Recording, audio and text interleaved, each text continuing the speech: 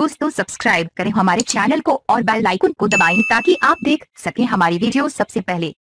दोस्तों, अगर आप पाकिस्तानी हो तो पाकिस्तान जिंदाबाद, भारतीय हो तो जय हिंद नीचे कमेंट कर दें।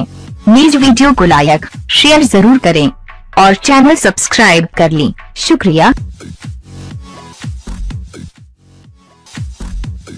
मोहम्मद अब्बास ने वो रिकॉर्ड बना दिया जो वसीम अकरम या इमरान खान तो क्या पूरी सदी के किसी बॉलर के पास भी ना पाए। जानकर आपका सर भी फख्र से बुलंद हो जाएगा। अबू धाबी में खेले जाने वाले दूसरे क्रिकेट टेस्ट मैच के दूसरे रोज के इख्तिताम पर पाकिस्तान की ऑस्ट्रेलिया पर 281 रन की शपथ हो चुकी है और 8 विकेटें हाथ में हैं। इससे कबल ऑस्ट्रेलिया की पूरी टीम 145 रन पर ढेर हो गई है और पाकिस्तान ने मैच में 137 रन की बढ़तरी हासिल की। पाकिस्तान ने 2 विकेटों के नुकसान पर 144 रन के साथ दिन खत्म किया और क्रीज पर अजहर अली और हारिस सुहेल मौजूद थे जिन्होंने तीसरी विकेट के लिए 38 रन की शराकत जोड़ी। मैच के दूसरे दिन मोहम्मद अब्बास ने बड़ा एजाज अपने नाम कर लिया।